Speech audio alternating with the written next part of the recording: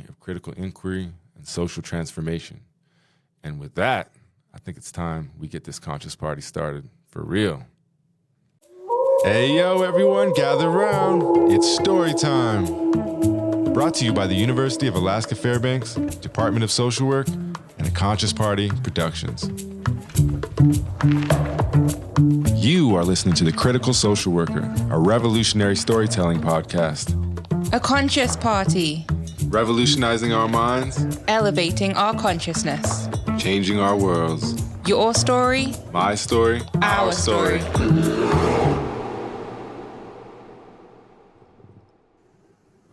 All right. Well, welcome to another episode of The Critical Social Worker, a revolutionary storytelling podcast. I'm your host, Christian Ace Stettler, and I believe we are on episode 47, which means we're moving right along, trying to get to that big number of 50. But I'm very honored here to be joined by my friend, Mr. Abyd Quinn Aziz. Did I pronounce that right? Abyd. Well, it's a pleasure to have you, Abyd. How are you this morning? It's afternoon for you.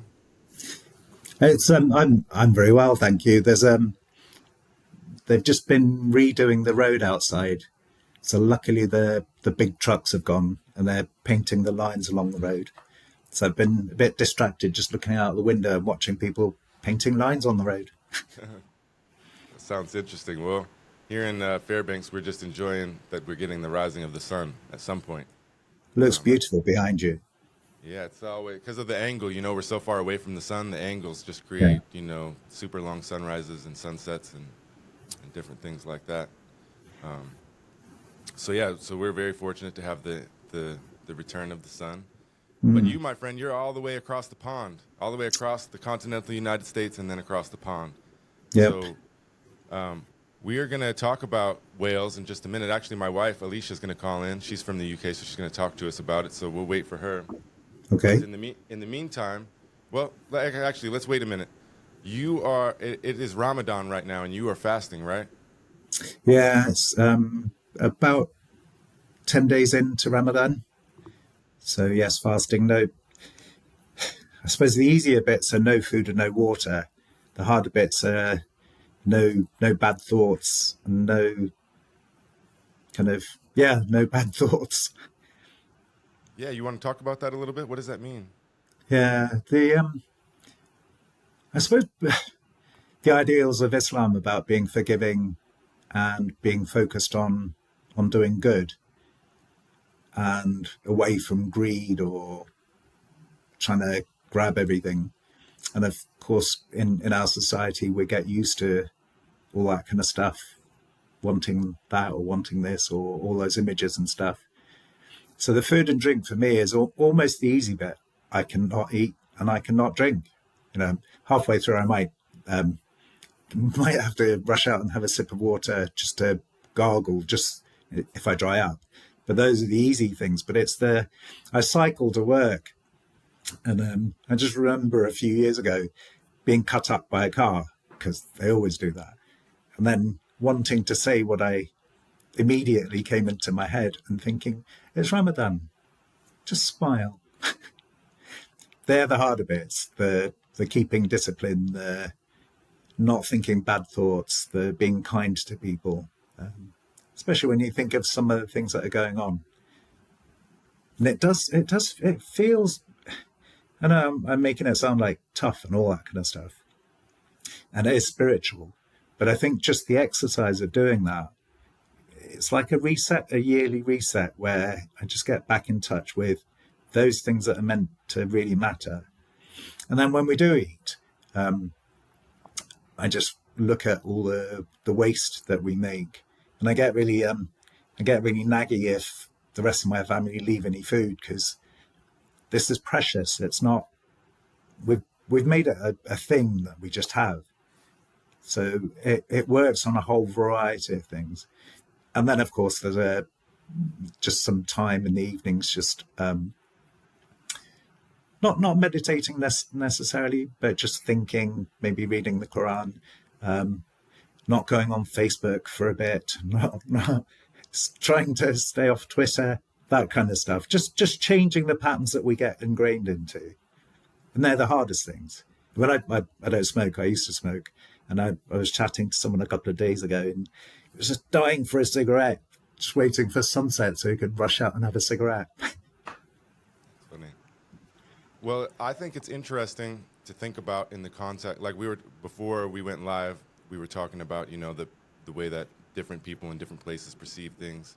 And I think of myself growing up, where I didn't have a lot of it before. This is before the internet and whatnot. It's before much exposure. I grew up in Utah, so most of the population was either Mormon or they weren't. It wasn't like there was lots of other things going on. But I remember the most that I had heard of Ramadan as a child was like watching the NBA basketball, and Dikembe Mutombo they would talk about him, that they'd show him and he'd be all tired, and they'd say that it was Ramadan. But they never in my life until I was later in adulthood had I ever even heard anybody frame it any differently than it was just like a religious fasting. And the way that you talk about it seems like a huge recentering of values, of the way that you're perceiving the world. And so I really respect that, and I think that that recentering is necessary for all of us at some time. I wonder how it is. Maybe you could speak to like how it is, with that the process, going through the process and participating collectively. Does that mean anything else when you're going through it with other people? Yeah. So in some ways, sadly, because I've been here 20 years, but I'm not in much of a Muslim community. So I don't, like, every day when I break my fast isn't with a group of Muslims, but about 5 or 6 times during this month, I spend time with Muslims to break my fast. So on a couple of days ago, Monday, it's called iftar. The breaking the fast time is iftar.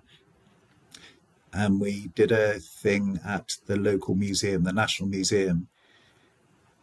There are about 100 people and a couple of activities. There were just someone from the School of Islamic Studies just talking about Ramadan. And then there's a local community centre that a lot of Muslims go to. And during Ramadan, they do sports later in the night.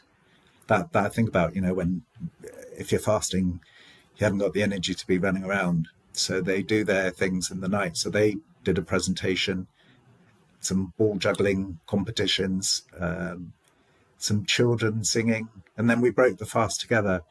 And it was really powerful because it's being in a room full of people all doing that thing and all celebrating that thing, and all, traditionally we'll break the fast with a date, a couple of dates. It's just what the Prophet, peace be on him, used to do. That's what we do. And a glass of water, say a prayer. And it's just nice being in a room full of people who are, I suppose, different sects, different kinds of Muslim. But the central thing was just lovely. Just lovely.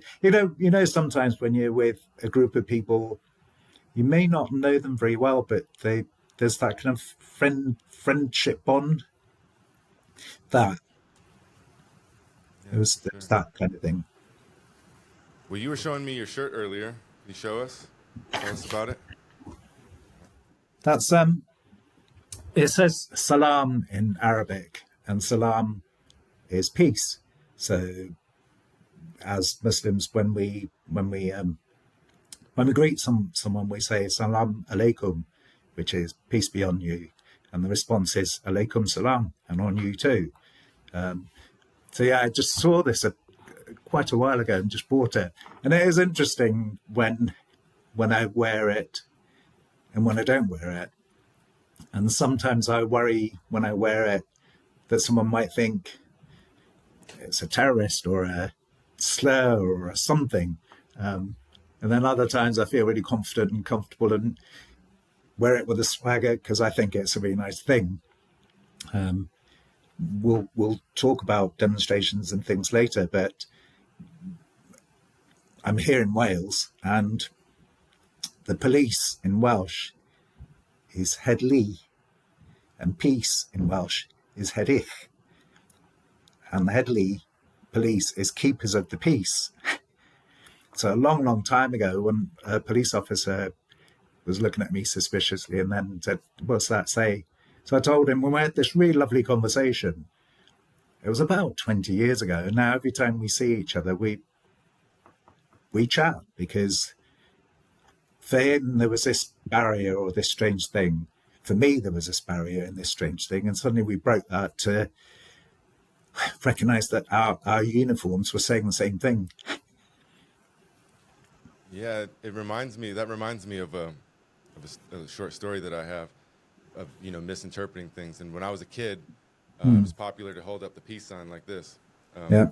And my grandpa, I don't remember what the exact context was, but my grandpa was like, "Why do you guys keep throwing up all them gang signs and stuff like that?" And it just reminds me of your shirt, because you said people might misinterpret it as terrorism or something like that, but it says peace. It's the exact opposite. Same thing with this, people are so paranoid that they're thinking, a declaration of peace could be something, the opposite of that. Yeah. And I much prefer someone to ask, because then I can say, rather than assume or be scared or feel uncomfortable asking those kinds of things. That whole thing around anti-racism work, just let's have a conversation about it rather than just being scared. Got a new face in the chat. What's that? We've got a new person joined. Yes, this is my wife, Alicia. Hello. Hello. Alicia, you wanted to come on and talk a little bit about the UK and Wales, right? Yeah. Thank you for taking my question so early before I went off to work. But so I'm originally from the UK, specifically Channel Islands. But all of my social work education, my training, licensing, careers all been in the US. So I feel so out of touch with what it's even like in the UK now. I haven't been back since 2015, so it's been a while. Okay. But so I am a licensed clinical social worker here, which allows me to be a clinical therapist. And so I'm just curious, what kind of, to become a registered social worker in the UK, what does that take, especially in Wales? And what kind of scope of practice does that then open you up to? I've read about the amazing work you're doing, but just curious about what else that opens you up to. I suppose that title, social worker, is a protected title, so you have to qualify to become a social worker. And the program that I teach on is a 2-year postgraduate course that qualifies you for a social worker. But you can do a 3-year undergraduate course as well to become qualified as well. And I suppose it opens out a whole variety of jobs. So there's statutory. I suppose in England, Wales, I think in the US, each state has a slightly different rules. You have to be licensed in each state. Yeah. England and Wales, you can either register in Wales or in England. It allows you to work in both. And there's a kind of quite a uniform process. So someone who qualifies from my university, which is in Wales, then is qualified to work in England. The start is quite a standard social work, so you can work with children and families, older people, disabilities, mental health, relatively narrow range. You can work in the third sector, voluntary organisations, so working with refugees, asylum seekers, youth justice. And then if you want to go into specialised practice, so child and family mental health, the qualification allows you, but you would need some training to do that work. And then, of course, if you want to do counselling, and social workers tend to, rather than doing counselling, you either do counselling or you do social work. They take on counselling qualifications. So I suppose the state social work is quite narrow. It's much more about, I suppose, assessing short-term work, signposting, referring on. And there are slight differences between England and Wales. Wales has a population of 3 million people. England is 56 million. With ours is much smaller, so we can work together much more. The kind of things that we do, we're trying to look at making uniform systems, not uniform just for the sake of it, but let's look at best practice and all learn best practice, and let's all do best practice rather than, all these different things. One of the most recent things we're looking at is, and yes, social work is state, not private. And there's more and more provision. Do you remember Margaret Thatcher and the changes in the 80s that turned social work into a kind of a commissioner and a provider?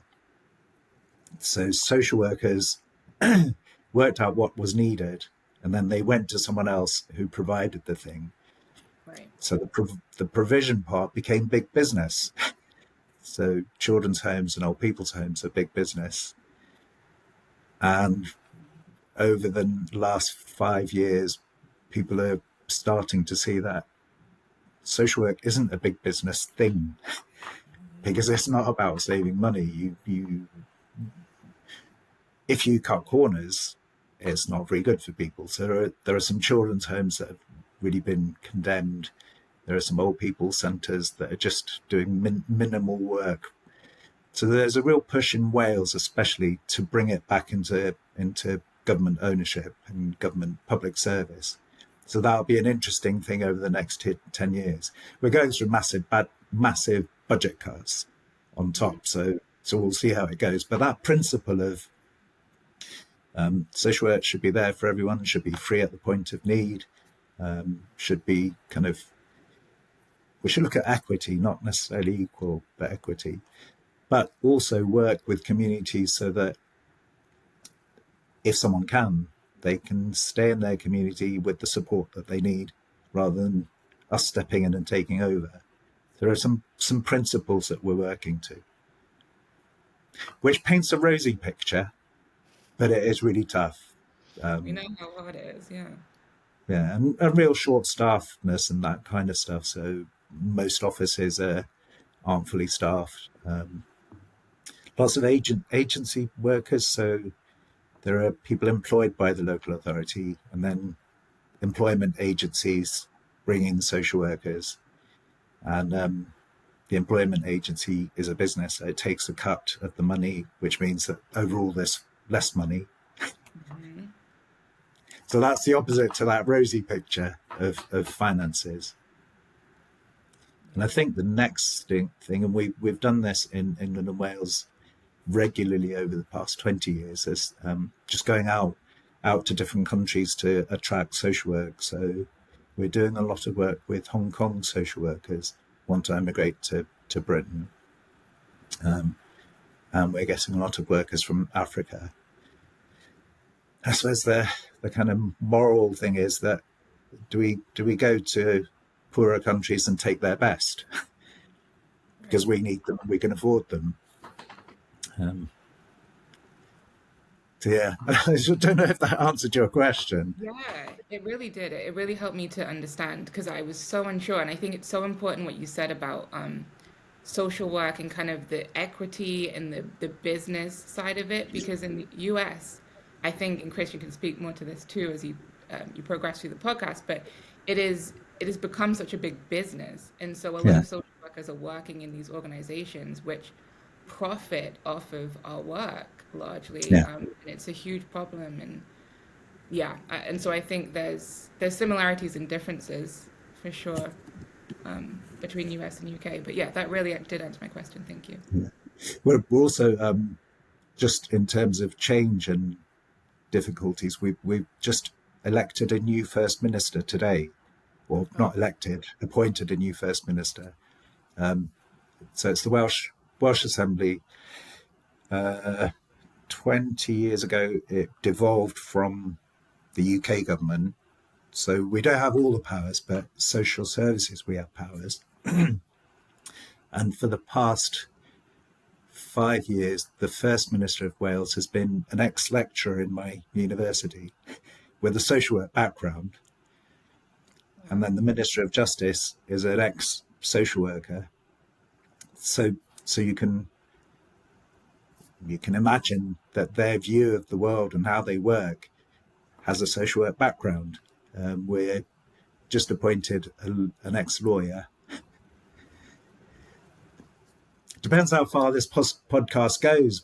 What I can say, he lives just down the road, but he's also the first black national leader anywhere in Europe. So it's a delicate balance. So yeah, that kind of social justice background and the social work background will go.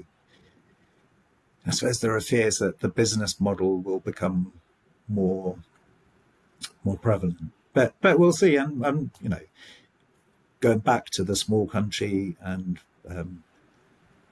as a university and a profession, we're very close to government, so we work with rather than against. So we do listen to each other.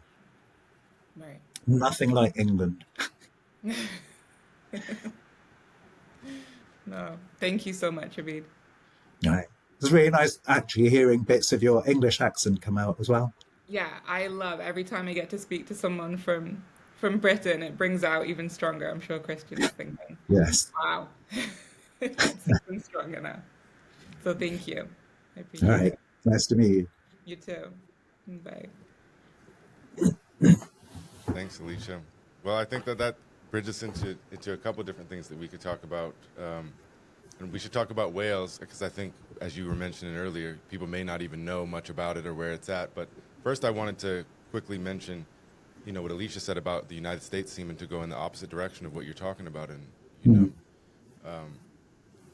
corporations are taking over social work, and it's becoming a highly, overly commodified, overly professionalized service here. And even yesterday, I saw the National Association of Social Workers was celebrating that many states in the West had they've put legislation through to make it so you can practice in other states, depending on where you live. And I can see that as a positive in that, people that are private practitioners can move and still see people, and people that, that don't have the amount of areas that don't have the amount of social workers and whatnot can get help from other areas. But the problem that I see, two problems I see with it is, one, and essentially I look at social work as more than what it is, and I see more what it could or should be. And I think it should be a place where people can have the opportunity to return to becoming more human, and you need time and whatnot to do that.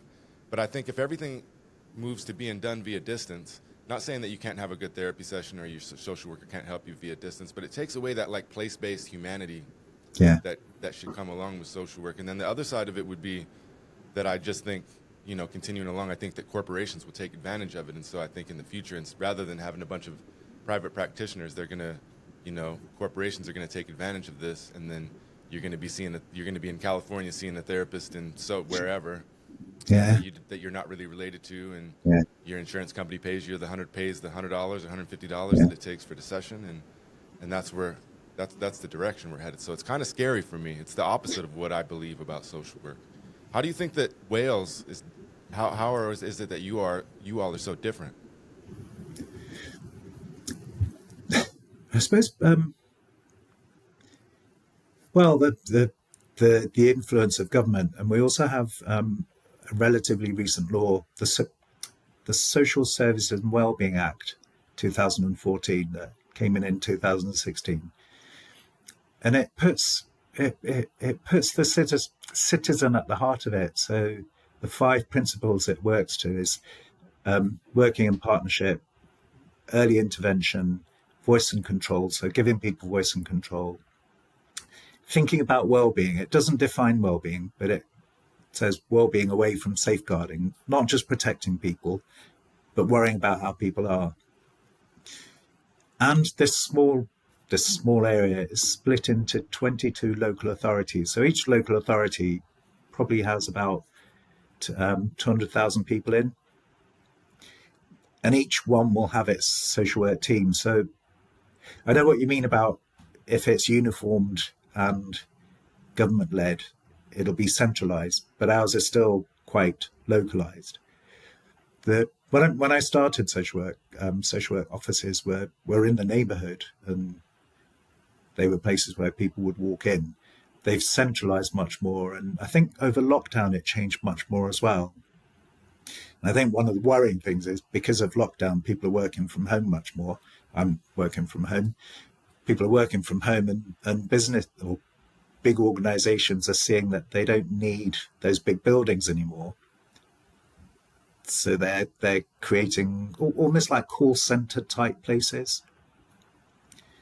Whereas I'm really for those neighborhood, walk down the road and there's the office thing that you can go to. So yeah, some changes. We never went down fully the commercial model. And I don't know very much about US social work, but it is just when you say about the seeing clients, and as a practitioner, it feels like it's an individualized relationship. Whereas here, you're working with the state, you're working for the state.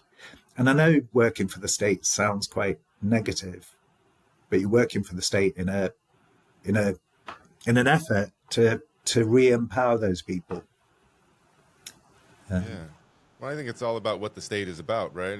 And Yeah. I think oftentimes you can look at, you can take a step back and you can look at the situation or the way things are, and you can see what a community or what a country values, what the people value. And in the United States of America, we talk about things like we should value social workers and people that receive social work services. But the reality is most of the time we don't. We don't allocate the money necessary. We try to push it off to privatization and things like that. And so, I mean, I know it's a big ask, but I think that really what we need locally, community-wise, the state of Alaska, the United States collectively, is need to do an inventory of our values and what they actually mean, and if we're actually living up to those values. And the truth is that we're not, like we were talking about earlier, but the amount of resources you put towards war, we put towards war and violence and things like that, versus the amount of resources that we put towards, whether it's education or social work or things like that. So I think that the difference between the Wales and the United States may be just a reflection of the way that we value things at the moment. Yeah, I think, Wales, and I don't want to romanticize it, but it was very community based. It was very big in the 70s, well, the Industrial Revolution, because it created a lot of steel and coal. So it became quite a producer of stuff. And then the 80s, a lot of the mines closed down and a lot of industry collapsed. So a whole change, whole generations of people, that there would be families where generations of the men worked in the mine, and suddenly they had no job in the mine, and no job anywhere. So real change in society, and a kind of a slow getting back to that thing. What's really important is community. It's being with family. It's being healthy. And I think the laws and the way we work try and hold on to those things. They don't work perfectly, but I think they still try and hold on to those things. But it is still, that thing about war, when there'll be a report that'll go out that this much money is needed to create this service that's really necessary, and the government will say we don't have any money for that, and then you watch it sending bombs to somewhere that costs far more than this money.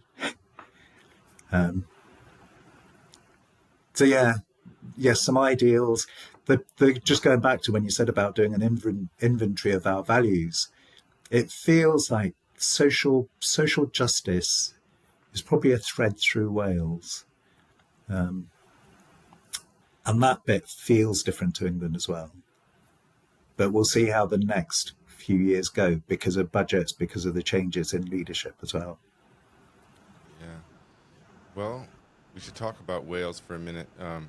One comment I did want to make is that, as an American citizen, I've only made this connection in recent years, which I'm 41 years old, so it took me a really long time. But, they take taxes out of my paycheck every month, obviously. I pay taxes. Yeah. And, it always kind of considered maybe where they go and stuff. But it does make it like even a more personal investment when we're talking about war and purchasing weapons and funding things like that, that it's my money. Yeah. So I do have a personal, I literally have a personal stake. They take money that I could spend on my family or whatever and use it for things like that. But let's come back to that in a little bit. What we haven't really put Wales on the map or talked about what Wales is or whatnot. And I think it is confusing. It often just gets grouped in as a part of England. Yeah. It's hard for us to make the distinction. I think sometimes folks talk about the different accent or whatnot, but I don't recognize it. So tell us about it. Where is Wales? How big is it? What's the population? It's we work in miles, of course, not kilometers. It's about 200 miles tall, 150 miles wide. It's on the west coast of England. So it's the bump on the side of England. It's the country in the world that has the most castles per population. So, we've got loads of castles. And in terms of accents, there are lots of different accents. My accent isn't Welsh. It's not even Londony. It's I don't know. It's a performative accent. If you watch me play football, you will hear the real London Cockney in me. But there are very many different Welsh accents. And even the Welsh language is slightly different in North Wales as it is to South Wales. But if when you get familiar to it, you can tell. So here we're in Cardiff, and then 10 miles down the road is Barry, which is another town, and 10 miles the other way is Newport. The three of us have very different accents. And I'm in a little village outside Cardiff, about 5 miles outside Cardiff by the seaside. And our accent's very different to Cardiff, and the Cardiff accent's different to North Cardiff. So lots of different accents. And on top of that, the Welsh language is we're a bilingual nation. So the aim is that both languages are as important.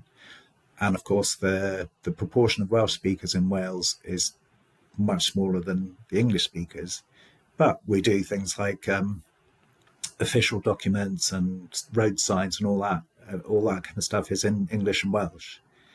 And I've been really lazy. I mean, I speak a couple of other languages, but I haven't formally learned to speak Welsh, apart from being able to say hello and that kind of stuff. But I realize that if I go through a supermarket, without thinking, I may look at the Welsh sign and know where I'm going. So it's seeping in rather than something that I do. So that's quite a strength. And there's that whole thing about, English speakers saying that Welsh people only speak Welsh when the English are there, so they can't hear them, and all that kind of stuff. Actually, it's a really beautiful language, and yes, it's quite hard to learn because it's not like any of the languages that I know. But that doesn't excuse me, really.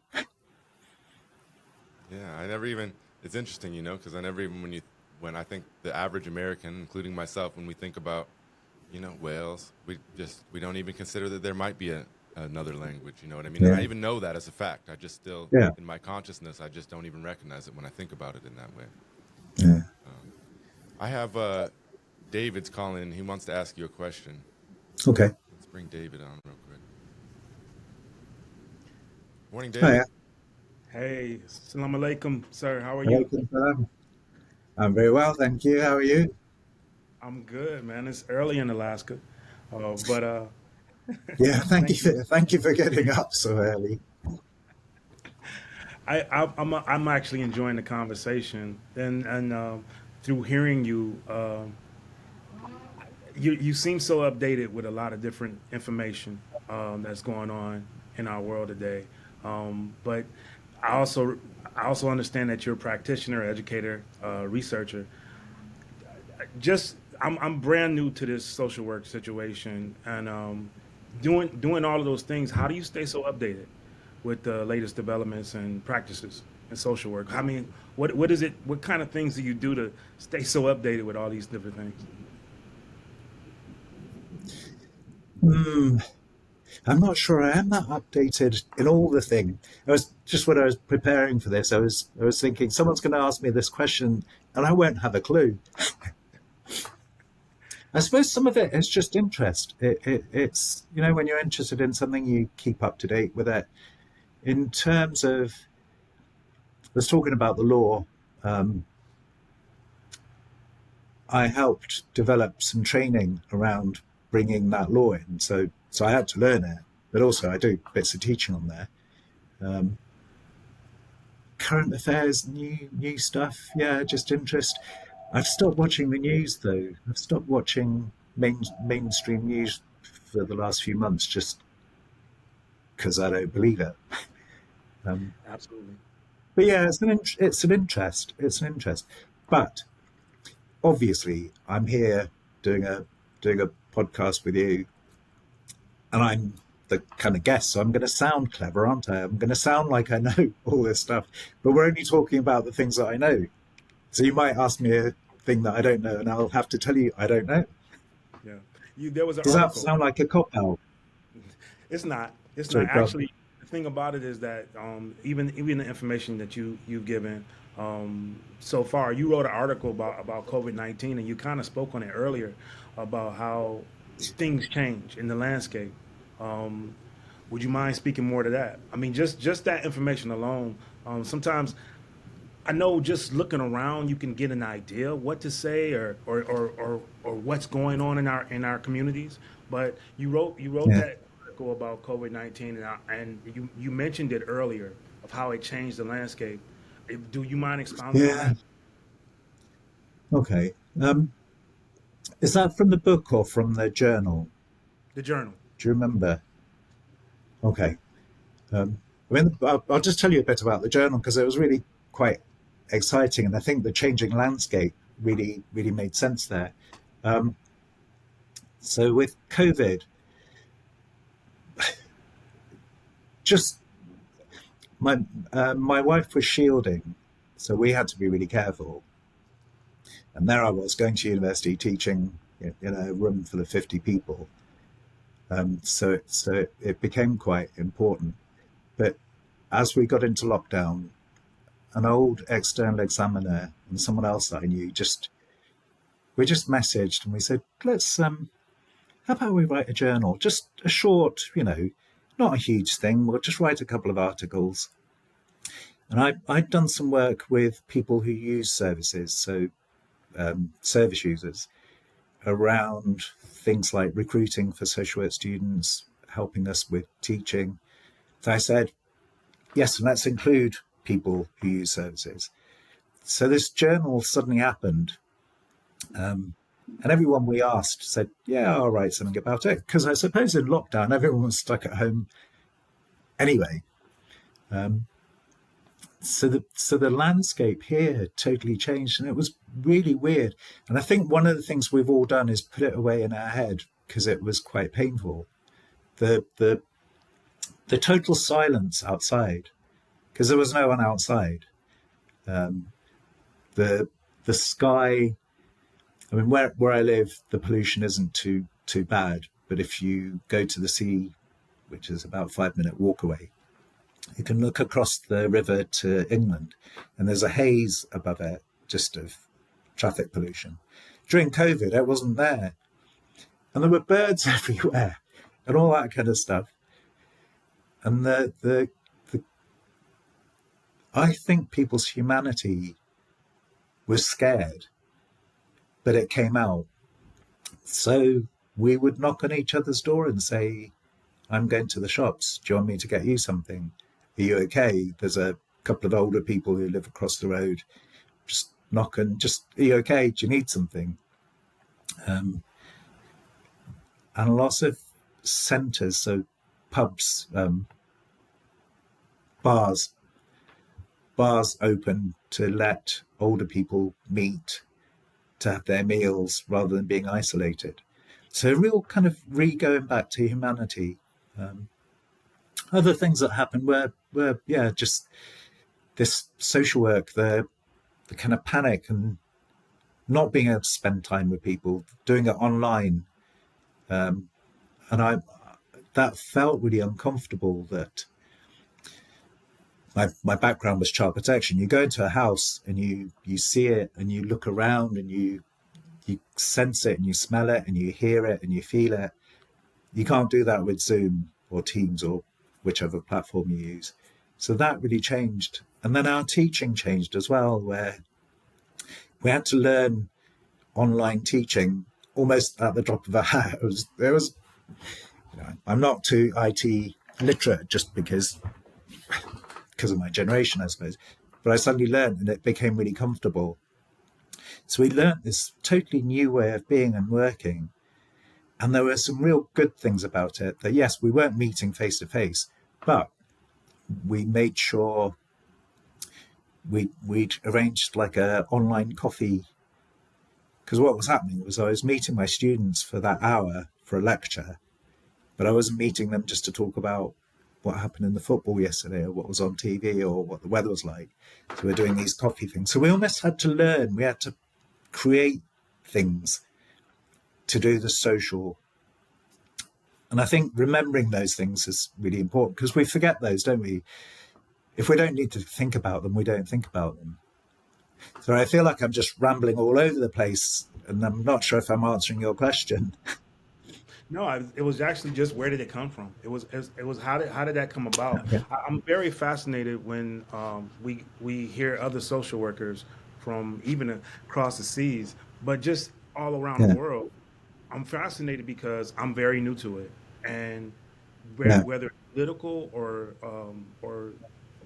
any other type of social work, it's almost as if there's a source of where things come from, and everything has an origin. So I just want to know. Sometimes I want to tap into other social workers to find out what's the origin of what it is that we do and how we do it. And no, that was really good. I just hearing your process of it, the birds and different things changing at a certain point, and you noticing it actually makes a lot of sense. There's a quote, and I'm really bad at remembering quotes, but this one sticks with me. And it's the poet Rumi is a Muslim spiritualist, I suppose. And he said, "Don't look for the answer out there; it's within you, Yes. or it's in you." And when you ask me where it comes from you, doesn't it? Yes. Absolutely. So I think that was the thing, and it started with someone phoning up and saying, "Do you fancy doing this?" Yeah. Okay, so and so does as well. Look, let's do it. So we did 4 editions. Through popular demand, we did another one.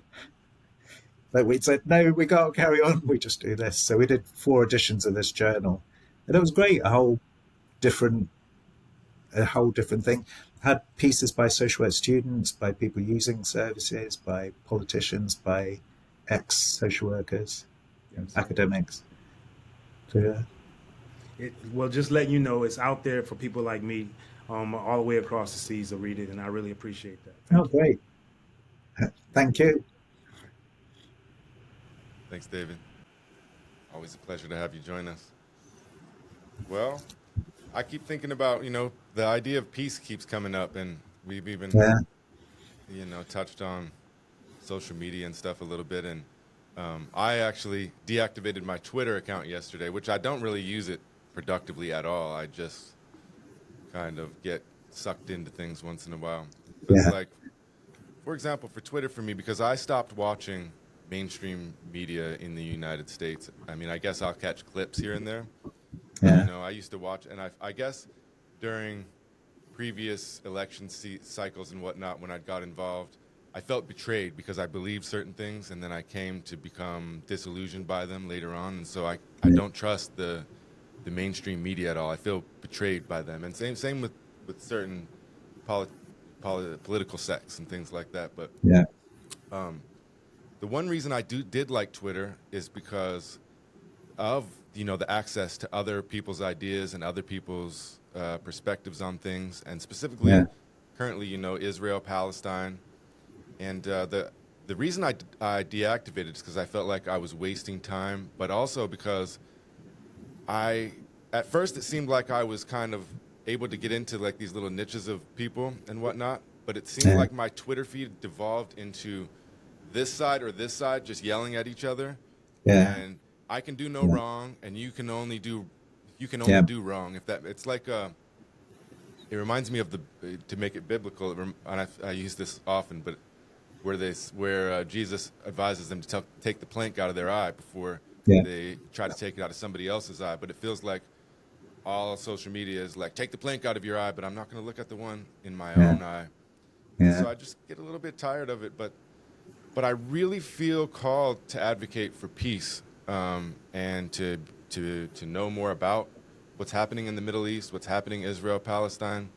And I'm going to ask your thoughts in just a second, but I mentioned I'm reading a book right now, and it was written in 2017, so it's about the history of what's happened in Gaza, Yeah. modern history. The thing that disturbs me about it is that when I'm reading about what's happened in the past, it's the exact same language and the exact same things that I read today, which I wasn't familiar. I wasn't privy to it in the past. Yeah. Maybe like a little bit I'd hear people mention Free Palestine, and, you know, Miss Angela Davis always mentioned it when I had a class. But for the most part, I was completely separated from it. But now, like I said, I make the link that's, you know, my tax dollars. I know where it's going Yeah. now, to purchase weapons and Yeah. things. And it's the complete opposite of what I believe as a human being, as a social worker, as a family man. And so I feel a real call to get involved. At the same time, it's hard to know, you know, where to go for information or what to do. And I've had trouble staying connected in that regard. And, you know, the only complaints I've had lots of feedback about the podcast, but the only people that have emailed me complaining or, you know, criticizing the podcast Yeah. has been when me or guests or us together have spoken on these issues. And it's 100% of the time been people criticizing me, saying that I shouldn't be critical of it, or we shouldn't be critical of Israel in any way. And that also reflects kind of the thing that disturbs me as I try to learn more about things and become, you know, more aware, I guess you'd say, Yeah. is that I feel like when I read about, and I don't want to be like 100% or anything like that, but the sentiment that I get when I'm watching these debates, these arguments, these things, is that Israel can do no wrong, and you're going to be maybe condemned as being anti-Semitic if you criticize Israel in any way. And so it makes, you know, like I'm like, well, I try to pick my battles, you know, and I think, well, is it worth talking about on the podcast? Is it worth? I also have, you know, Jewish students, and I want to respect and honor them, and I don't want to ostracize them either.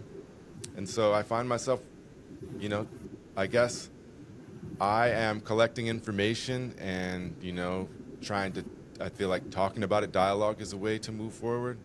But in a sense, I'm kind of like lost at this point on where to go and where I can make a difference. And so I really appreciate that I have the opportunity to talk to you this morning, because I know you know more about it than I do. Where do we start, you know, in this a conflict that historically has been going on for a long time and kind of just cycling and repeating itself from what I'm learning anyways. But I know that was a lot, but, you know, where do we start, or where do we go? Or what, I guess maybe a better question would be, what obligation do we as social workers have to pay attention to worldly conflicts? What's our responsibility in that? Yeah. I'll start there. I think as social workers we have a responsibility to think about the world. I think what goes on in the world affects us and the people around us. I'm not Palestinian. I am Muslim. Yesterday I was part of a discussion, online discussion, and we had a couple of Palestinian social workers speaking, and I can talk about that later if you want. So I get a version from the ground, I suppose. But I've also got students who are really affected by this, who didn't know where to go and just wanted someone to talk to and almost to say, how can this be happening in this world? In this civilized world, we're worrying about, I don't know, whether my TV works or whether the buses are on time. And we're seeing images of these children who, well, I was talking to someone a couple of days ago and she was saying, can you imagine being a parent and trying to work out if your child is alive or not, if they're under the building, if that's their hand sticking out? They're just horrendous. So as a social worker, how can we not think about those kinds of things? How can we not try and do something with it? But I think not the answer, because if I had the answer, I'd be Superman. We need to go back through history and remember that Jews and Christians and Muslims come from the same strand. We have the same prophets. Jesus was a prophet. Moses was a prophet. The lessons there's a real similarity to the lessons. And we moved to Britain when I was 9, and moved to West London, and the area that I lived in had quite a high Jewish population. And it was lovely because I didn't have to explain my faith to them because they knew, and they didn't have to explain it to me because they knew. And some of the things that people thought was strange about them, they thought was strange about me as well. So real bonds, real kind of connections.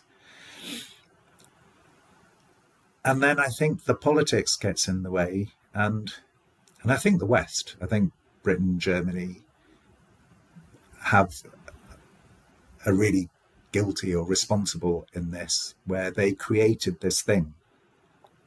And yes, there were Israelis there a few thousand years ago, but there wasn't a state of Israel, and Britain, acting like it owned the world, just gave this thing that it described as being empty to this country.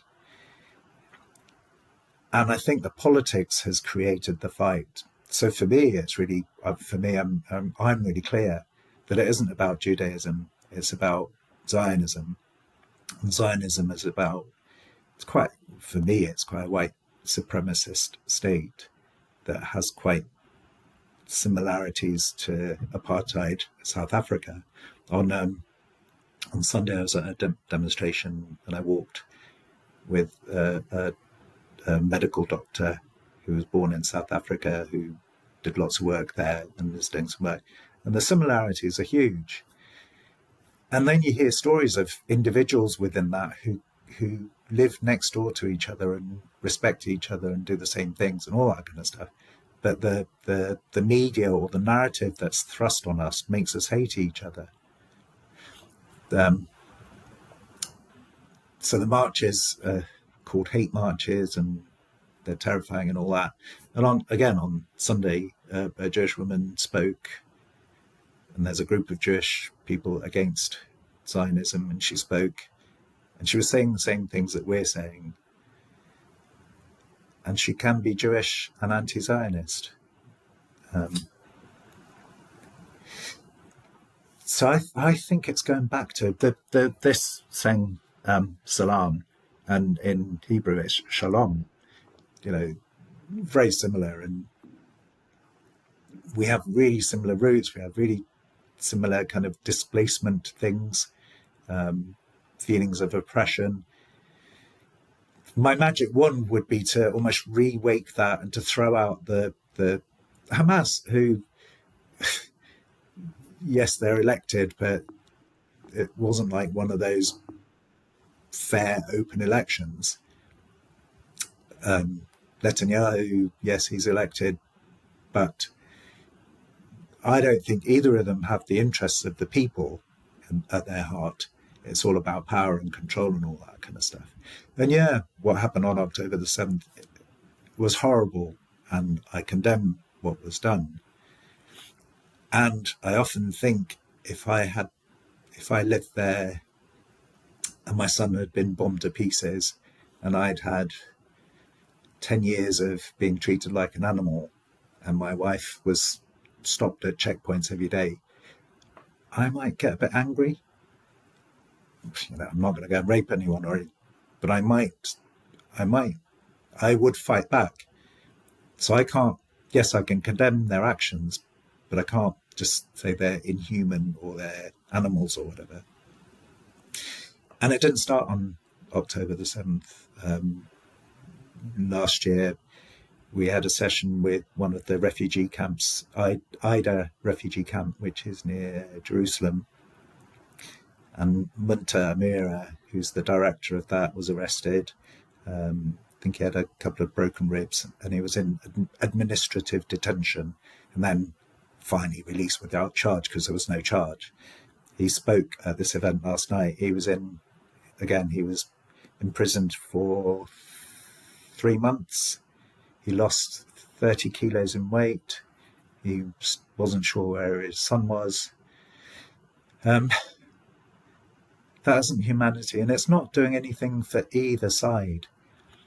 Because even when Israel kills all of Hamas, what it's done is it's grown these children who've seen their parents being killed. And that's where we need to work. We need to almost needs a grown-up to get in the house and, yeah, maybe bang their heads together, but just sit down. We're not going to provide you with arms. We are going to feed everyone. We're not going to let you do this. We're not going to let you do this. Let's sit down. The kind of restorative stuff that we do in social work, one of the things I used to do was family group conferencing, and of course this is nothing like that easier solution. But I worked with someone where there was a mother and a child, and the father was in prison for violence. He could come to the conference. He had a prison guard with him and most of the time he was in handcuffs in a different room. But they were able to talk about the best interest of the child and come out with a plan for the child's sake. Doesn't make either of them good people or bad people, but they did a good thing. And I think the world, we as a world need to almost get together and be the grown-ups. So yeah, there's my answer, my solution. Well, when you mention that the world needs to get together and be grown-ups, it makes me think of the United Nations, and the only two countries holding some of these things back are me and you. Yep. So, abstaining and voting no from what what I see, and so it seems like much of the world is aligned in some degree, and that we're the ones holding it back. And I don't know. I think when you were talking about, I think what the one thing that can really make it hit home for me when you talk about imagining your children, my children, in this situation or that situation, and the reality is my children live an extremely comfortable, safe life, and we're so far removed from that. For me to start thinking about that, it was bringing, it was making, my stomach feel butterflies, and my eyes were filling up with tears, and I can't even go too far because I think that's what gets me is those times where I've been exposed directly to Gaza and seen the footage or the pictures, and I just can't fathom it. Like, the place is just completely destroyed, and I don't think I really think us over here in the West, in the United States, it's really hard to fathom. I know that there's different levels of safety and security in the United States to a large degree as well, but nothing like that. And so as a social worker, but also as a human being and as a father, again, I just feel extremely obligated to talk, to do. I know I'm only one man halfway across the world, but I feel strongly inclined to do something about it. And I think that goes further as well, like in my ensuring that, my children grow up with different values than that so that they won't be accepting of things like that. And I think perhaps when you see real change, it's the generational change. But then the other side to that you mentioned is that, what happens when you destroy somewhere like what's happening right now? Yeah. What are those all the things that the children are seeing and hearing everybody talk about? Those guys are going to grow up wanting to be, whatever, terrorists, revolutionaries, whatever you want to, wanting to make some kind of change with resentment. And so, we know that thing about children learn by example and all that kind of stuff. What's the example we're showing them? Just the kind of devastation. I just wanted to say, when I moved to Britain and I lived in this area with lots of Jewish friends, and this was early 60s. Just on the 7th of October, I messaged one of my oldest friends, who's a Jewish woman, and almost at the same time she messaged me back. And it was just her heart. And that's the powerful thing. That's the thing about we're human. We're both humans, and someone's controlling us to make us hate each other. But you said about you only being you on your own across the sea. But we're all seeing it. We're all waking up, and the public perception, the media propaganda isn't working anymore. And it might be, when you say about Twitter, of course we're in our own bubbles. And when I go to the marches, I'm in my own bubble because I'm surrounded by people with like-minded people. But I am noticing, because I give out leaflets and things, that passers-by used to be much more dismissive, and they're much more curious and will ask things. And I suppose if we believe that people are powerful, then if we talk about it with each other, and we show that this isn't because I hate Jews, or I hate the Jewish religion, or I think this, or I think that. It's because actually I think human beings have a right to live in a decent way. The more of us who do that, the more powerful our voices become. There are marches of almost 1 million people walking through London. So we need to talk about it. We need to not be scared of talking about it. Yes, we need to remember that it isn't about condemning Jewish people, because there are lots of Jewish people who disagree with that. And also they feel hurt by it and threatened by it. So the incidents of anti-Semitic acts in Britain have rocketed, and Islamophobia has jumped 330% over the last couple of months. So that there are people just scared walking around. And it's going back to that. Now, I can't remember if we were online or not when I was talking about my shirt, and people, I really prefer people to ask me what it says than worry that it says something aggressive. We should talk about it. We should connect and not be those two sides. But it is hard. This one feels tough. It feels a really tough one. Yeah, well, I think, I think what is happening between Israel and Gaza is kind of like, it's a microcosm of how that's presented through the media and through social media and whatnot, is in that there's a lot of provocations, right? Like trying to provoke people into saying certain things, taking things out of context. It brings me to mind, like, when I saw, I can't remember his name, but the Jewish man that won an award at the Academy Awards recently, and he says this full long sentence, and they just cut it in half. And like, I'm not just seeing, like, for example, like, people that are on Twitter that are always just there to provoke people or to get tweets. I'm seeing politicians, people that are high up, also reframing it and taking it out of context. And so I guess it makes people afraid, that you can't talk about it, because if you say the wrong thing, then you'll be attacked this way. And it's further than that. I was reading about South Dakota, you know, sparsely populated state in America. Well, they have a legislation going through to criminalize anti-Semitic behavior. Yeah. Well, there's only, like, I was looking at it, and there's like an extremely, like 800 Jews that live in South Dakota. Only 800. And I'm not saying they're not important. What I'm saying is that why would that be South Dakota, of all the places in the world, why would that be South Dakota's MO at this point in time? Yeah. And then I look at, I guess, what other things that concern me is, you know, all I have to do is Google money from pro-Israel to U.S. to the United States, and I have a list. And at the top of the list is Joe Biden, $5,223,000. Hillary Clinton, $2.5 million. Mitch McConnell, Chuck Schumer, all these, Ted Cruz, all these people that are high up in our government for decades now are just taking money from those sources. And so,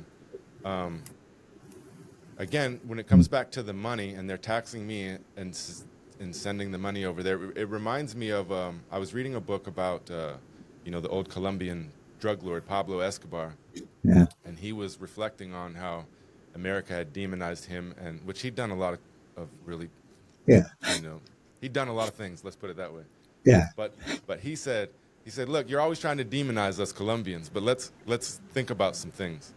Is one, we don't really use cocaine here. At least it doesn't have a price on it like it does in the United States of America. Yeah. We don't use cocaine, and we don't make guns.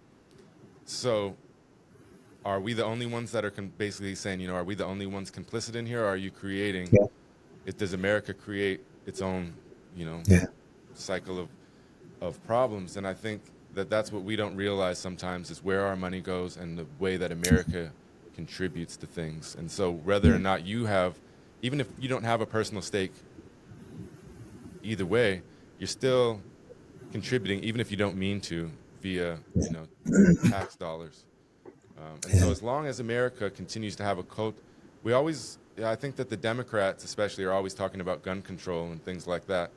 We never really talk about why we're the ones that make all the guns and we're the ones that produce it. And usually the government is the one that subsidizes, you know, the weapons. And so we can't say that we're a peaceful country, but yet fill the entire globe with weapons everywhere, you know, and that's historically, right? Yeah. And so, I suppose, remember, Nelson Mandela was called a terrorist and put to prison, and British Parliament members, both sides, Labour and Conservative, are funded by Israeli money as well. I'm not saying that's just the only reason they support it.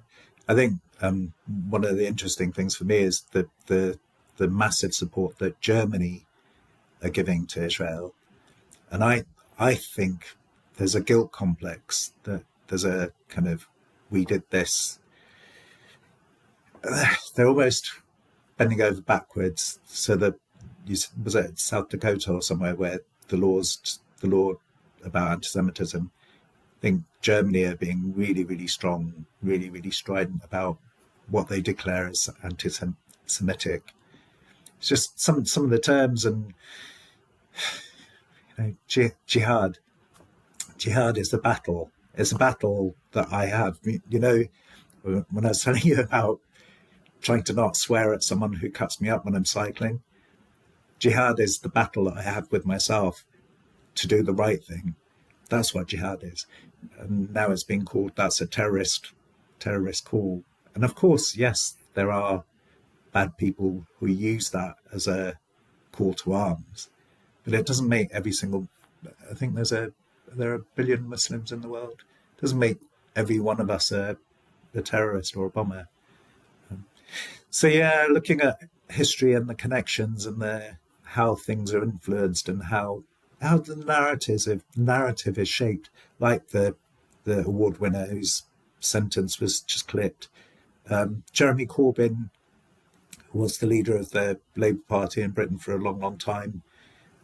He was hounded out for anti-Semitism.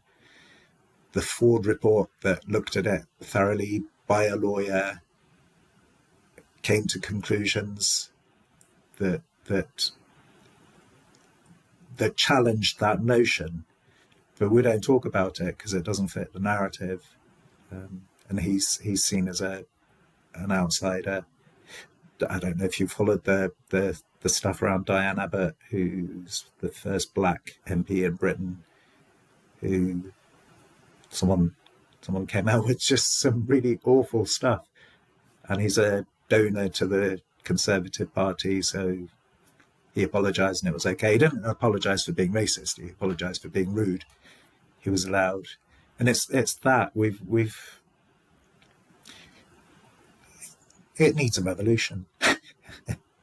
It needs us people to just get back control of it, because I think we've given control to people who are self-serving. They're not all self-serving. Many of them do it for the right reason, for the right cause, but I think it's moved to a place where our needs and our views aren't taken so much. Yeah, I think, I can only speak for the United States, but again, it goes back to money. And in order to be a politician, you really have to, just go and beg people for money for, every couple of years. And you have to go around talking about how great you are and how terrible the other person is. And that just leads, I think, if I were to think of what makes a great leader that I would want as a politician, I would want somebody who could show me humility, that could look inwards with self-reflection, both at themselves and the country. But the political culture right now is the exact opposite of that. You know what I mean? Yeah. Well, let's see. We have some people trying to ask questions. So we got Christine calling in. Let's bring her on.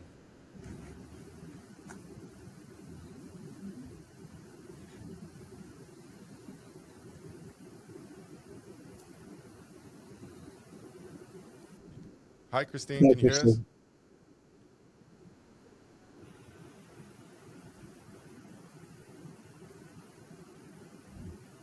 Uh-oh, we might have lost her. Well, we'll see if she comes back. Let's see. We got some questions in the chat. So, Okay. Sarai asks, when talking about being complicit with funding wars or gun manufacturing, I agree that as a whole, as a society, we are part of the problem. But at the same time, I think most importantly is that if we take a personal stance to speak out against it, the more people who speak out, the greater the chances we have to change our behavior as a country. Yeah. The Palestine Solidarity campaign's been going for a long time, and there are different wings, and there are the kind of not radical, but the more active will talk about just shouting down anyone who speaks in support of Israel, and the older in terms of not age but experience, talking about doing boycott, divestment and sanction. So like picketing, for example, McDonald's or Barclays Bank. And because we've just been talking about how money is so important to all of this, that's really working. Things are really working, and there are firms pulling out of support for Israel. But in my university, we had a careers fair for BAE systems, and BAE systems create parts that support the arms that are used in Israel. So yeah, we have to shout it out. We have to call it out, and we need to think about how we spend our money and where we spend it. But earlier, when I said about Ramadan and the different things, the other thing, one of the 5 pillars of Islam is about money, and it's about not doing usury. So having clean money, not investing in things that are dirty, but also giving charity, and that kind of recognition that this money that you have and the luxury that you have isn't yours. That this chunk of it, the eighth, is a tax, not a national tax, but a tax that you give to charity, and it really becomes much more becomes just clearer during Ramadan, where I'll sit and think, I should do this. And so, just when I because I don't eat during the daytime, I sort of save money on food. There's a homeless guy who is often outside the shop, and I just realised when I go in past him, I just say, "Do you want a sandwich or something?" And we've got to know each other well enough for him to say, "Yeah, can I have could I just have a drink today?" And that just, I'm not doing anything wonderful, but it feels really nice that he knows who I am and I know a little bit about him, and he can ask me what he wants, and I can get him. I can't fix his life for him, but if he's really desperate for a hot coffee, I can get him a coffee. And it's with money that isn't my money, because it's that money that's for alms anyway. Alms, ALMS, not ARMS. It just reminds me of a story. I was here in Alaska, and it was like 50 degrees below zero, and there was a man at the store at Walmart, and he came and told me a long story about why he needed some money. I had the sense that he wanted to go to the liquor store, but I gave him I remember $20 or something like that, and my friend was like, "You're a dumbass. Why did you give him any money? You know he's just going to go and spend it in there." And I was like, well, it doesn't really, looking at it that way doesn't reflect my values. I don't know what he's going to do with it, but I chose to give it to him. If I wanted him to buy something specific, I would have went and got it, I guess. But if it's 50 below zero, I might, if I was homeless, I might want a drink to it at that point. And I don't mean to laugh at a situation, but just, like the shared humanity, I really appreciated you sharing that, the little things that we can do, and even more than you just giving him money, but it sounds like you forged a connection, and a lot of times people that are homeless or involved in substance abuse, that's why they're there, is because they lack that connection. So that's what we can do. Yeah. In Cardiff, there was a real epidemic of spice. I don't know if it's called the same with you. It's marijuana, the different marijuana things, is that what you mean? Really, really tough. So it just wipes you out.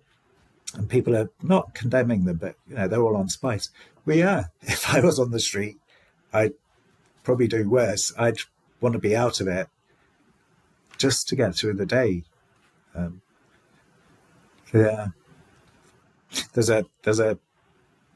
There's a couple of questions. The voting things. The voting thing here is going to be interesting. A lot of people aren't going to vote Labour anymore, but we have a Conservative party that is cutting everything up, is taking money for the rich to the rich. If we don't vote Labour, then we let them in.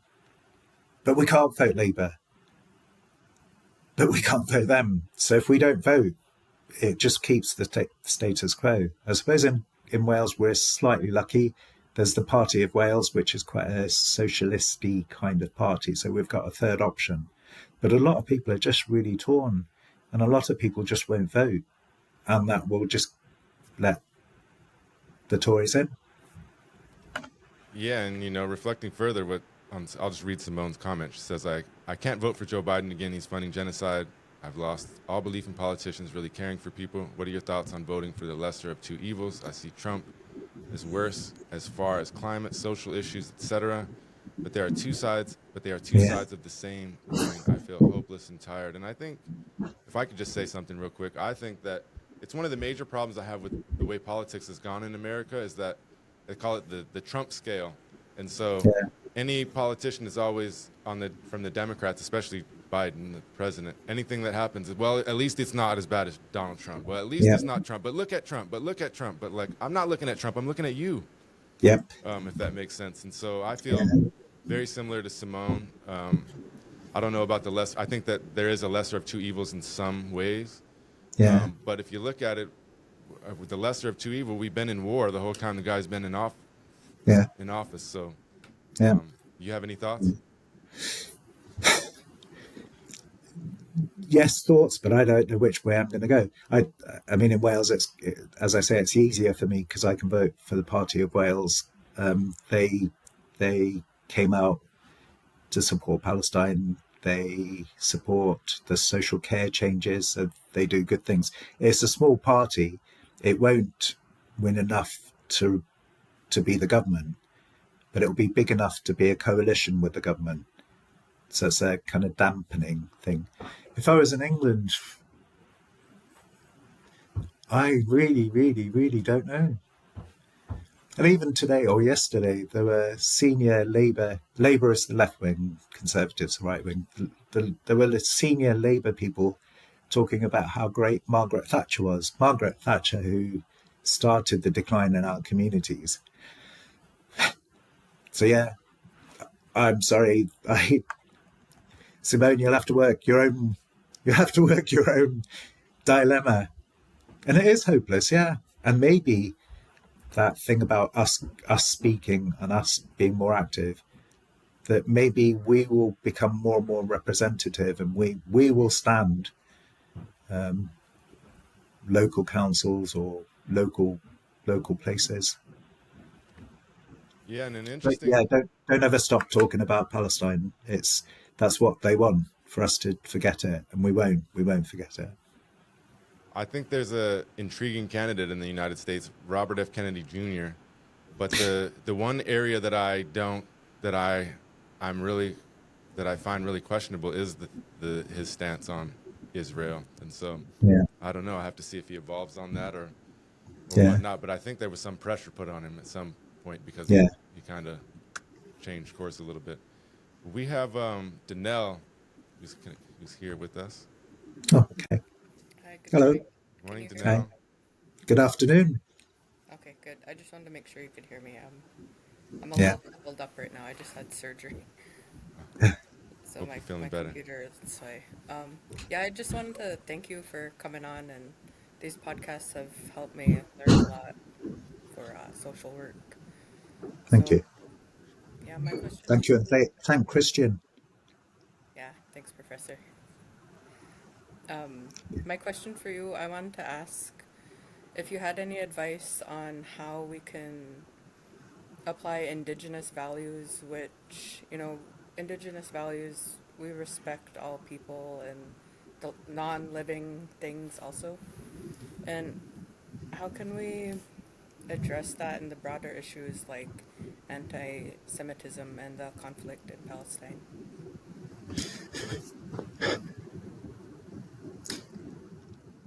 I'm not sure I can give you any advice on how to work with them around those two issues. But I think indigenous issues have to be talked about and brought out to the fore. My last proper practice was family group conferencing, and that comes from the Maori in New Zealand. It's that kind of concept of that whole thing about it takes a village to raise a child, it takes a community. So rather than the professionals making the decisions, that child's community does it. So this really fancy thing that comes from Indigenous stuff. And I was explaining when I got the job, I was explaining it to my mother because I was feeling so proud, and she said, "Is that it?" Because to her it wasn't like anything fancy. It was, well, that's what you do, isn't it? You sit down as a family in a community and you talk about it. So maybe learning about or learning and teaching about Indigenous values, about respect, about mutual stuff, just basic stuff here. When some of the theories we use around, for example, attachment theory, and we're really concerned if that child isn't totally attached to the mother. Well, in my culture, your aunts and your uncles and your grandparents, they're all as important. So challenging those kind of Eurocentric notions. I don't know how we fit that to Israel-Palestine, though. Almost going back to in Indigenous stuff again. Ramadan is a time when we reread the Quran and everything, and just listening to those lessons that brought the messages together about living together and living peacefully, living kindly. And you think about the Muslim civilization across the south of Spain and Mediterranean, where Jews, Christians, and Muslims lived peacefully together. Think about the Middle East, think about Palestine, when Jews were kicked out of Europe, Palestinians housed them and brought them in as brothers and sisters. It's like going back to those things. And it seems strange to say that's indigenous because it's humanness, isn't it? It's human. Yeah. So yeah, holding back to those. Thank you. Okay. Thanks, Danelle. All right, There's a well, question I can see that says about food. yeah, there's a couple questions in here. Let's get to as we're moving on time. It says, do you eat foods that are indigenous to your culture? If yes, can you please name some of the food? And this is from Roberta. Okay. Yes, I do. But I suppose my culture is quite, it's not one strand. So my great grandparents come from Gujarat on the west of India, and the British were occupiers there, and they moved people from there to the east of Africa to almost be the businessmen type people. My great grandparents moved before partition, before India and Pakistan separated. So if we'd have lived there, we would have moved to Pakistan because we're Muslim. So I grew up in East Africa, and then from about 9, I lived in Britain. So my indigenous cuisine is quite all over the place. But there's a couple of meals that I make that were my mother's recipe, and they're like really special meals. And yeah, chickpea and potato curry with lots of tamarind in. Another, I suppose that staple is biryani, rice, and either chicken or meat. But my son and I created this tradition. He's just gone to work, but he's 19, so he went away to university. And the last 2 years before he went away to university, after lockdown, we used to, on a Friday, we'd go to this Indian restaurant, which is from the owners are from a village quite close to my great grandparents. So lots of similarities, but they're Hindu, so they're vegetarian, which is fine. But my son and I would go just to kind of smell the place and to just be in a thing that felt like this home. There wasn't actually a home because I never lived in India, but it had memories of home.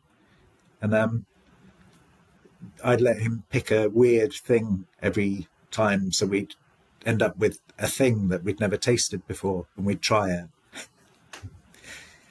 So, yeah, indigenous cuisine.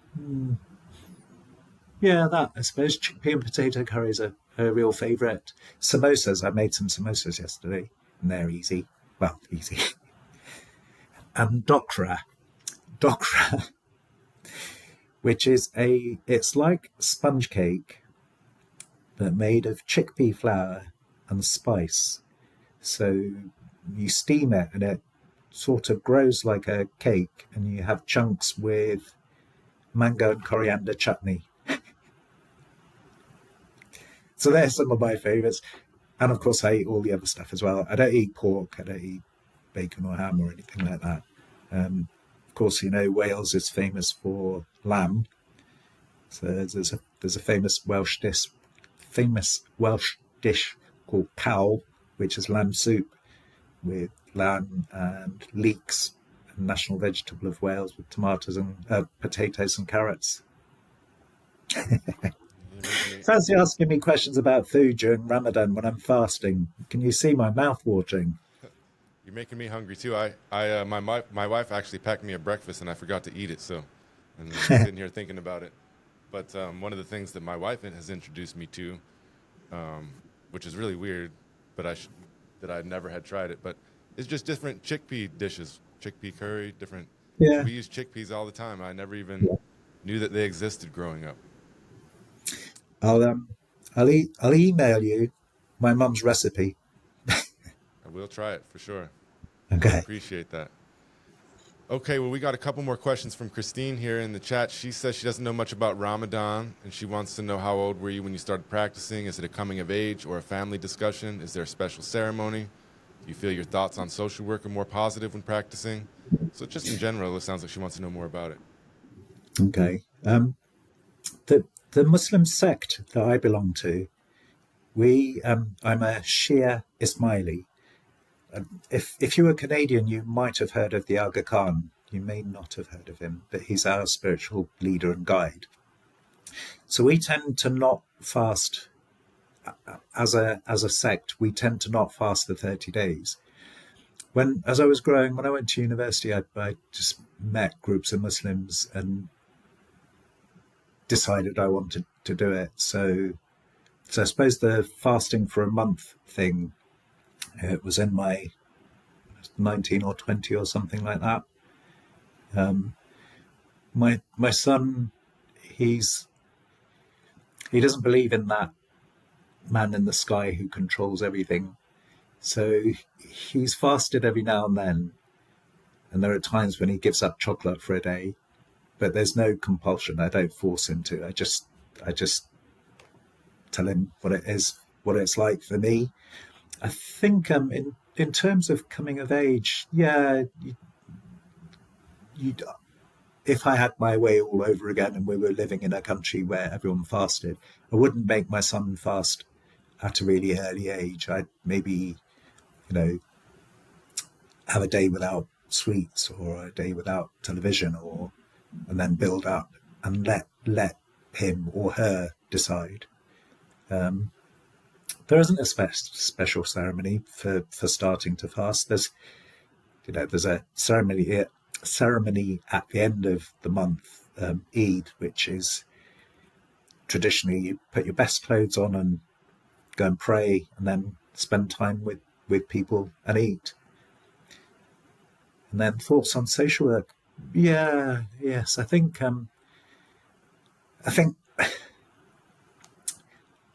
we work very hard in turning our thoughts positive or getting rid of the negative thoughts.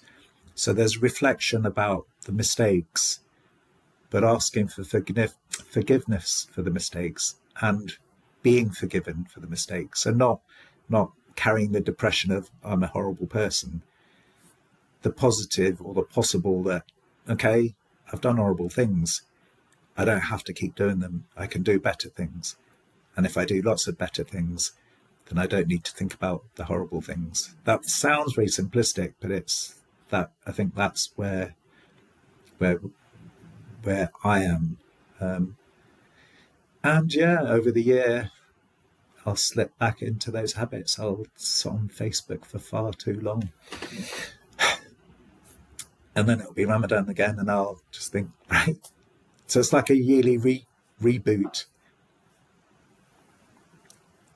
I don't know if that's what you meant by the special ceremony, but if it wasn't, then let me know. Yeah, thank you. And Christine has one more question in here, so let's get to it. She just wants you to know if you can speak on the importance of cultural sensitivity. Yeah, yes, and we try and pay a lot of attention to it on the social work training as well, but there is real cultural sensitivity. Wales has always felt a secondary nation to England, and even now with the devolved government, England still has the purse strings. So there's a kind of a bit of antipathy, and it comes out the most really simplistic. Again, Wales is big for rugby, although this year it's done awfully badly. But it's a really great rugby nation. And when Wales and England are playing, you see the real pride, and you see singing in the streets and real kind of a cultural release. But I think taking account of cultures and different cultures, so for example, in the valleys where that history of generations of industrialized people and then suddenly having nothing, that has an impact, even if now the generation can go out and get degrees and go and do different things, they still have that history So you need to be aware of that history and the cultural sensitivity. That kind of thing where in the 80s, where all these men who their lives were decided, they were going to get old enough, they were going to go and work in the mine, they were going to work, and if they lived, they would then retire, they'd be the head of the family, have children, and their sons would go to the mine. Suddenly, that was no longer there. Who are they? What are they? How do you work with them? So those lots of different kinds of cultural sensitivities. And I suppose the other part of that, I live near Cardiff, and there's a big bay area called Butetown, and that has probably the oldest black population in Great Britain. There's mainly Somalis through the sailors, so they're really well established, and they were sort of written out of history or seen as negatives or criminals, and the gentrification of the area meant that they were moved out more and more. So going back to that sensitivity and recognizing their place in history, and that they're as Welsh as anyone else who's Welsh. And we finally, for the first time, there was a public vote, and there was to have a statue of a woman in Cardiff, and we voted for Betty Campbell, who was a black head teacher, and it's right in the middle of town.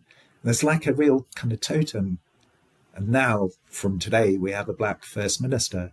And on Sunday, I was at a local community centre with a lot of Somali kids, and I'm not too sure of his politics, but they're all saying, yeah, see, people like us can get there. So lots of different cultural sensitivities. Thank you. We have one final question in the chat from Roberta again. She just wants to know if you have any important holidays that you celebrate in your culture.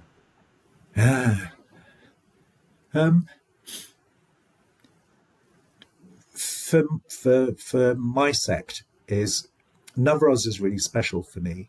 It's the first day of spring,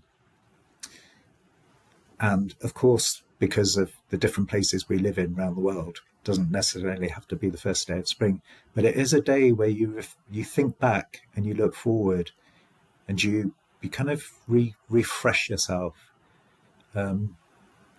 So that feels like, I was actually thinking about it a couple of days ago, that feels like a really special thing for me. The other thing is the Eid at the end of Ramadan, because it's that month where we've been together and we've struggled together and we've eaten together and we've sort of, struggled together. And then we all get together and it's like a real kind of celebration time. So Navroz and Eid.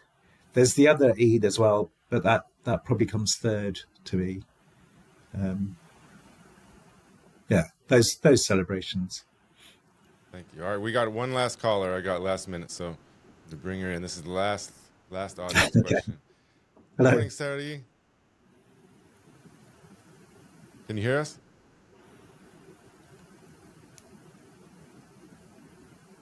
We can't hear you. Can't hear you.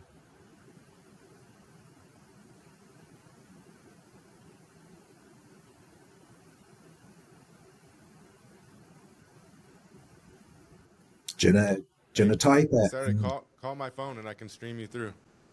Call my phone. I'll stream her through real quick.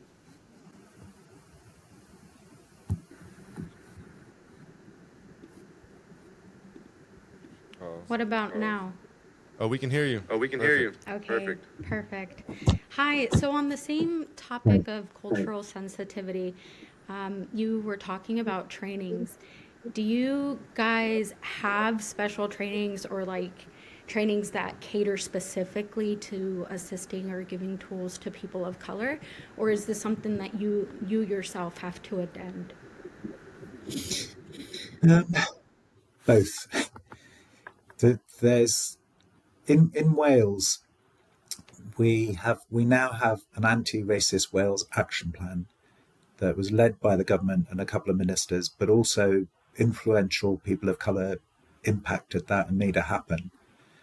So there are a whole variety of things that are happening. So An example is that school education will now include Black history as central, not like an optional extra. We're looking at training courses across. So for social work, and I run sessions on my program, but also on other programs in Wales. Yes, we try and do it. We're not brilliant at it. And because the program is so full, it sometimes gets pushed out, but we're fighting to get it much, much more and more central. So there are programs. I'm also working on a couple of different things. I can send you, Christian, I can send you a link. It's some training, anti-racist training for college, for not university students, for just before. And it covers a whole variety of things. So the bit that I wrote was about anti-racist sociology. But there are modules on there for anti-racist hair care or anti-racist beauty.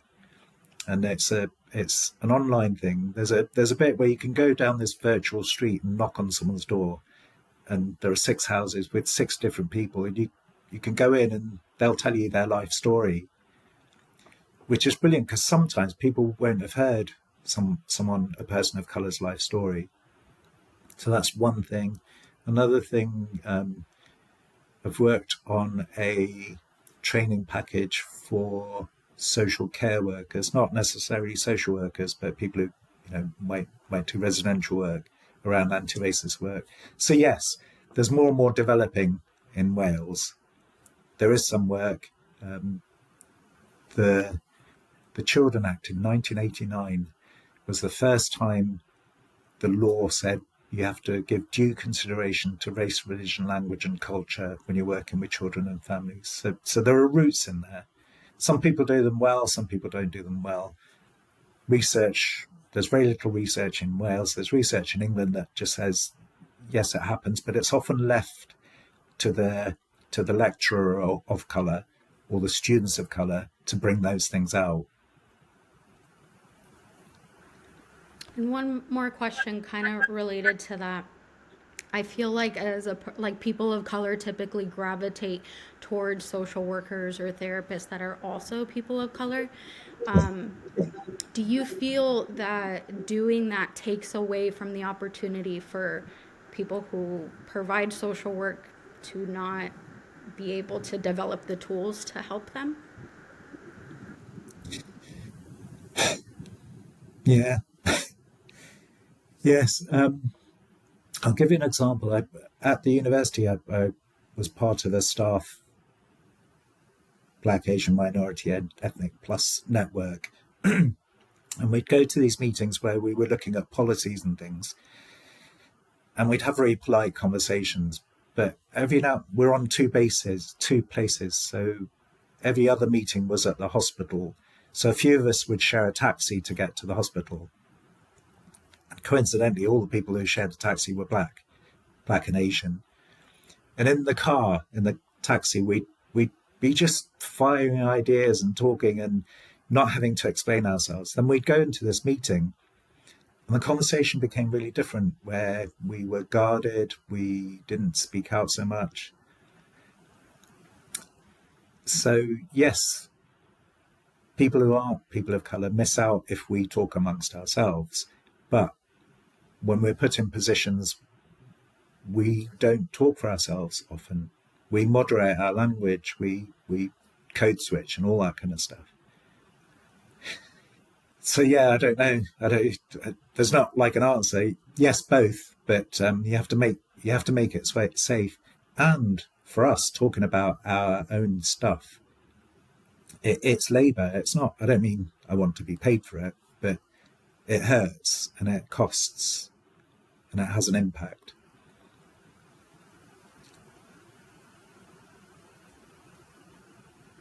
Okay. That's it. Okay. Yeah. Thank you. All right.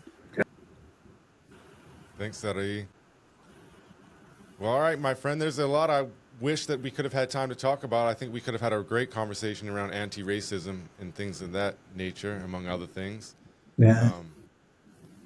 So hopefully I get a chance to talk to you again, but I wanted to take this moment just to say, thank you from the bottom of my heart.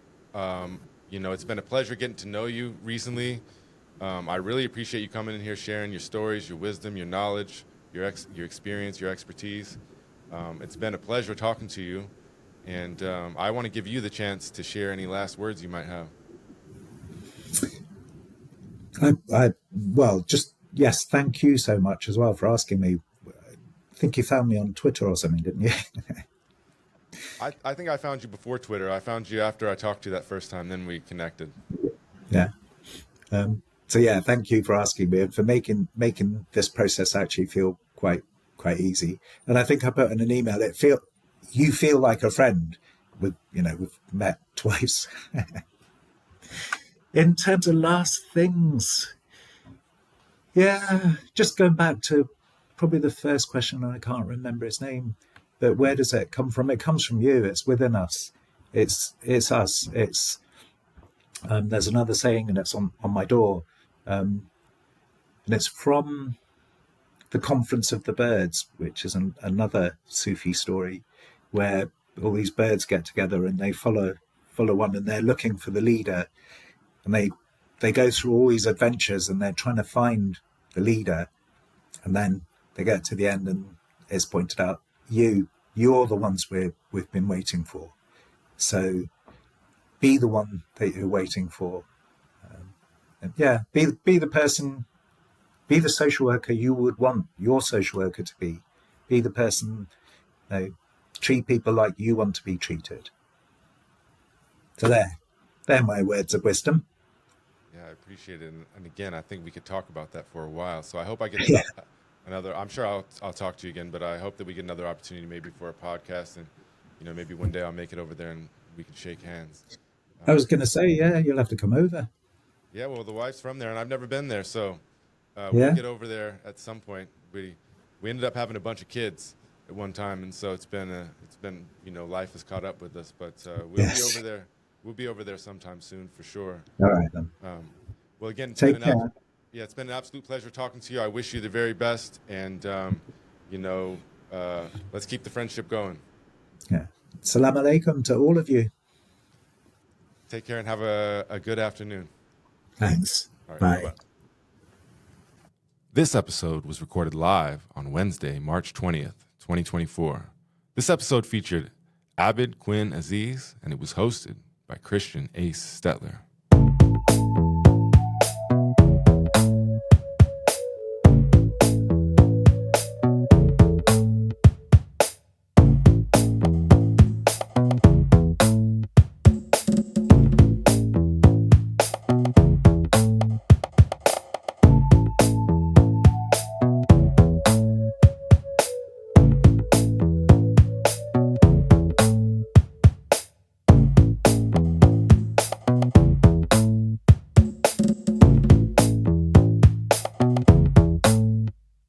Brought to you by the University of Alaska Fairbanks Department of Social Work. This has been a Conscious Party production.